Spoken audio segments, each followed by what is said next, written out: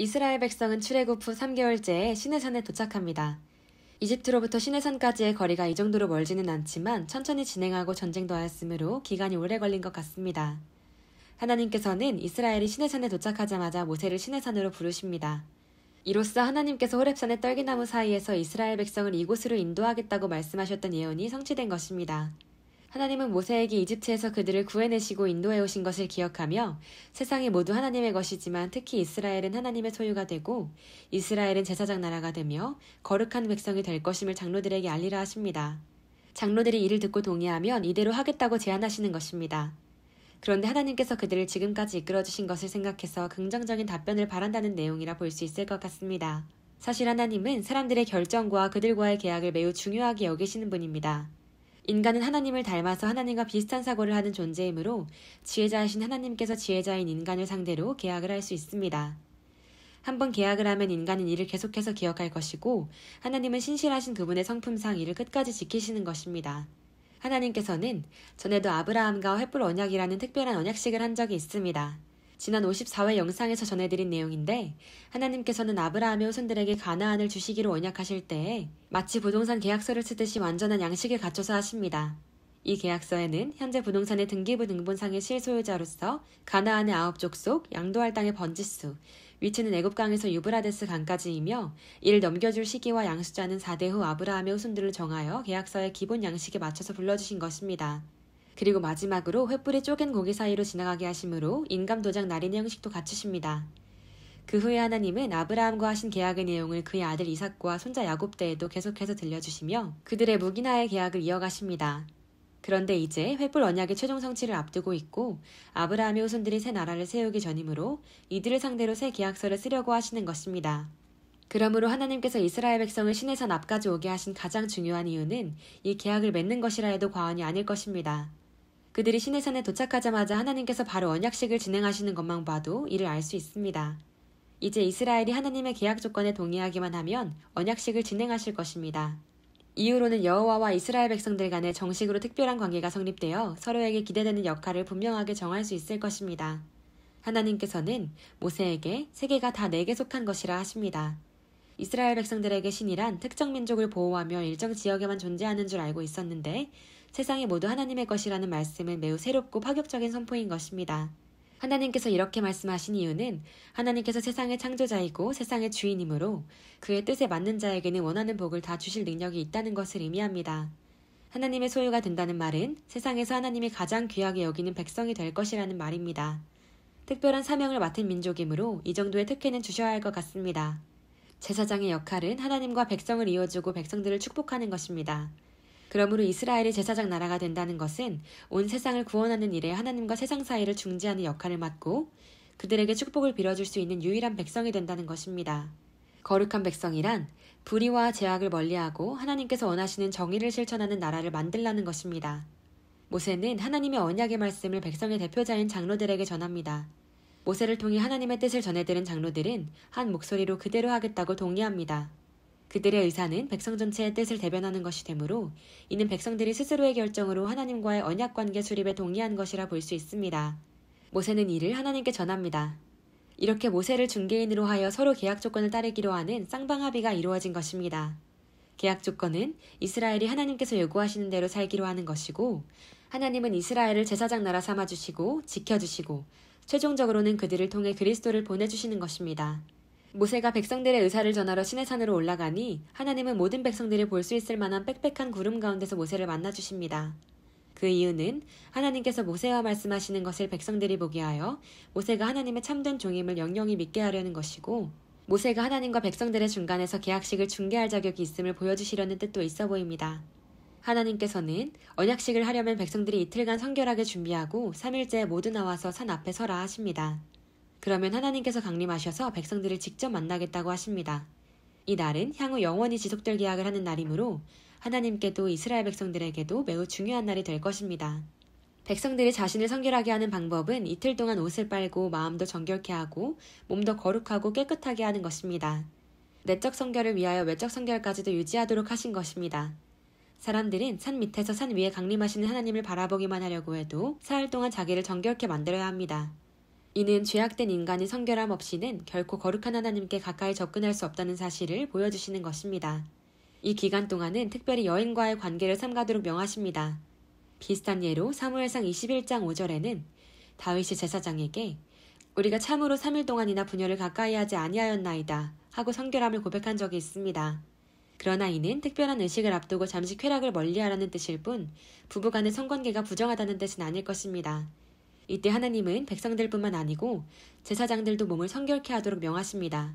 아직 율법의 제사장 제도를 시행하기 전이므로 여기 나오는 제사장이란 용어는 아마 이전부터 하나님께 제사 드리는 일을 맡았던 백성의 지도자들을 가리킨다고 봐야 할 것 같습니다. 하나님께서는 기약식 날 시내산과 백성들 사이의 경계선을 정해놓고 백성들이 이 선을 넘어서 산으로 오르지 못하도록 하십니다. 시내산은 하나님께서 임재한 거룩한 산이기 때문입니다. 만일 그 경계를 넘으면 사람이나 짐승조차도 돌로 치거나 화살로 쏘아서 죄인과 접촉하지 말고 죽이도록 명하십니다. 하나님은 사랑이 많으신 분이지만 이렇게 죄에 대해서는 두렵고 엄하신 분인 것입니다. 그러나 오늘날 예수 그리스도의 대속하심으로 인해 우리의 죄 문제는 완전히 해결되었으니 우리는 하나님 앞에 가까이 나아갈 수 있게 되었습니다.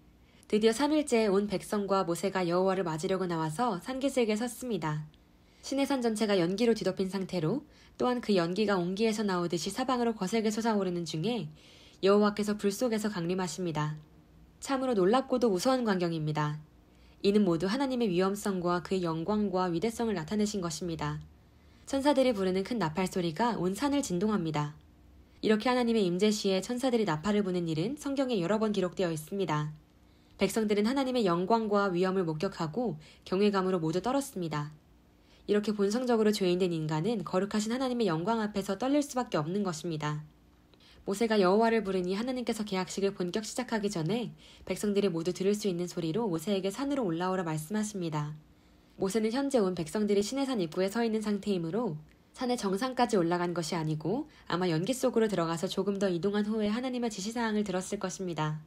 하나님은 모세에게 사람들이 경계선을 넘지 못하도록 다시 한 번 더 신칙하라 하십니다. 신칙이란 알아듣도록 반복해서 가르친다는 뜻입니다. 모세가 이미 충분히 백성들에게 전했다고 말했지만 하나님은 다시 가서 가르치라고 또 말씀하십니다. 하나님은 왜 과하다 싶을 정도로 2번이나 이를 경고하시는 것일까요? 이는 아마도 첫 번째 경고가 온 백성들에게 충분히 다 전달되지 않았기 때문일 수 있겠습니다.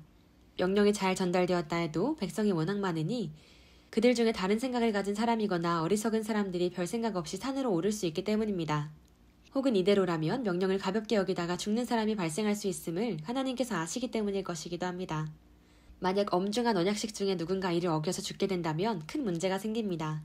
그러면 사람이 죽어나가고 공포 분위기가 조성되면서 백성들은 자발적으로 하나님과 계약하는 것이 아니고 협박 속에 강제적으로 계약서에 서명하는 느낌을 갖게 될 것입니다. 하나님은 백성들이 기꺼이 하나님과 언약하기를 바라실 뿐 이런 사태가 나는 것을 절대 원하지 않으실 것입니다. 모세는 산에서 내려와서 백성들에게 언약식 중 산에 오르지 못하도록 다시 경계합니다. 하나님은 이제 백성들이 모두 서 있는 상태로 십계명을 불러주십니다. 여기서 십계명은 모세에게 개인적으로 말씀하셨을까요? 아니면 온 백성들이 듣도록 모든 사람들의 귀에 직접 들려주셨을까요? 여러 말씀들을 살펴보면 온 백성들의 귀로 직접 들을 수 있도록 말씀하신 것임을 알 수 있습니다. 그 근거로 하나님께서 십계명을 불러주신 후 백성들이 하나님의 음성을 자신들이 직접 듣지 않게 해달라고 모세에게 부탁한 것을 보아서 알 수 있습니다. 하나님의 음성을 들을 때 너무나 무서웠고 자신들의 죄가 생각나서 죽을지도 모른다는 두려움으로 심하게 온몸이 후들거리고 떨렸기 때문일 것입니다.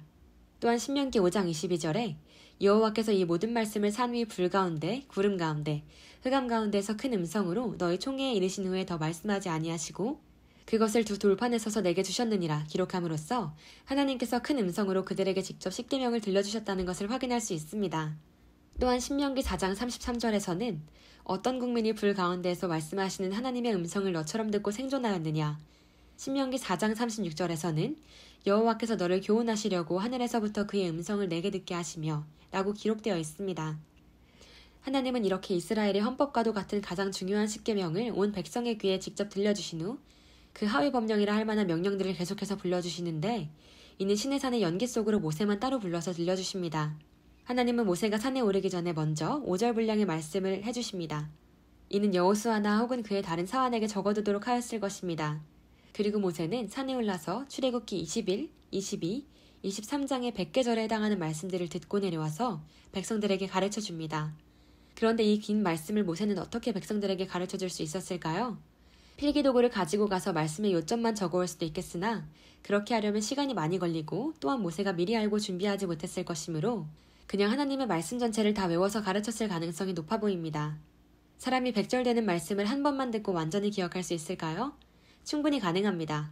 성령께서 함께 하신다면 이런 이적은 아무것도 아닌 것입니다. 모세가 하나님께서 불러주신 모든 법을 백성들에게 전하자 온 백성이 한 목소리로 이 계약 조건에 동의합니다. 이렇게 이스라엘 백성들은 십계명과 하위 법령들에 순종하겠다고 맹세한 후 저녁이 늦어서 각자의 장막으로 돌아갔습니다. 그리고 나서 모세는 낮에 기억해둔 하나님의 말씀들을 성령의 도우심으로 회상하여 기록합니다. 다음날 아침에 모세는 산 아래에 제단을 쌓고 그 맞은편에 이스라엘 12지파의 기둥을 세웁니다. 이스라엘을 대표하는 돌기둥들이 제단을 바라보고 있으니 계약 당사자인 하나님과 이스라엘 백성들이 서로 마주보고 있는 모양을 만든 것 같습니다. 그리고 모세는 이스라엘의 청년들을 시켜서 소를 잡아서 번제와 화목제를 드리게 하고 그 피의 반은 제단에 뿌립니다. 이제 온 백성들에게 어젯밤에 적은 언약서를 다시 읽어줍니다. 계약서에 사인하기 전에 최종적으로 백성들의 동의를 다시 한번 더 확인하겠다는 것 같습니다. 그리고 백성들이 하나님의 계약 조건을 모두 지키겠다고 최종 맹세를 합니다. 이제 모세는 제단에 뿌리고 남은 반의 피를 이것이 언약의 피다 하면서 백성들에게 뿌립니다. 아마 장로들과 앞쪽에 있었던 많은 백성들이 이 핏방울을 맞았을 것입니다. 그야말로 피의 맹세입니다. 현재로 말하면 이는 횃불 언약처럼 마지막으로 인감도장을 날인하는 것과 같은 것입니다. 이렇게 함으로써 이틀 동안 벌어진 하나님과 이스라엘 백성 간의 언약이 완전히 종결됩니다. 그리고 모세는 아론과 아론의 두 아들인 나답과 아비후와 장로 70명을 데리고 하나님의 산으로 올라가서 하나님 앞에서 음식을 먹고 마십니다. 이는 서약식을 마친 기념의 의미로 함께 먹으며 교제하는 시간이라 볼 수 있겠습니다. 그런데 이때 모세와 아론과 나답과 아비후와 장로 70인이 이스라엘의 하나님을 보았다고 하였습니다. 비록 단 한 구절로 매우 짧게 기록되었지만 이는 매우 중대한 사건이라 할 수 있을 것입니다. 요한복음 1장 18절에는 하나님을 본 사람이 없다고 기록되어 있습니다. 그러니까 성경 어디에도 하나님을 본 사람이 없는데 여기에는 그들이 하나님을 보았다고 기록한 것입니다. 그런데 그들이 본 하나님에 대한 묘사는 그 발 아래에는 청옥을 편 듯하고 하늘같이 청명하였다 라고만 표현하였습니다.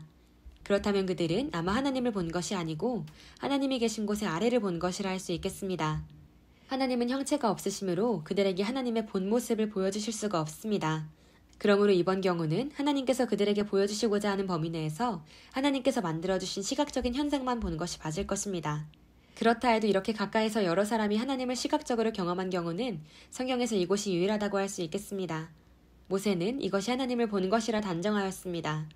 출애굽기 33장 20절에는 하나님을 보고 살 자가 없을 것이라 했는데 하나님은 이들을 죽이지 않았습니다. 그들은 이제 피로써 어느 정도 정결하게 되었고 또한 하나님의 자녀가 되었으므로 하나님께서 부정한 인간들을 잠시 허용하신 것입니다. 하나님께서 그들이 가장 근접해서 하나님을 형상화한 모습만이라도 볼 수 있도록 하신 것은 하나님이 이 언약식을 매우 소중한 것으로 보시고 그들이 먹고 마시는 잔치자리에 참여하여 함께 즐거워하심을 보여주는 것이 아닐까 합니다. 이제 이스라엘은 하나님과 정식으로 부모자식 관계가 되고 하나님의 제사장 나라가 되었습니다. 하나님은 당연히 당신의 약속을 지키실 것이므로 앞으로는 이스라엘이 하나님과의 약속을 잘 지킬 일만 남았습니다. 시청해주셔서 감사합니다.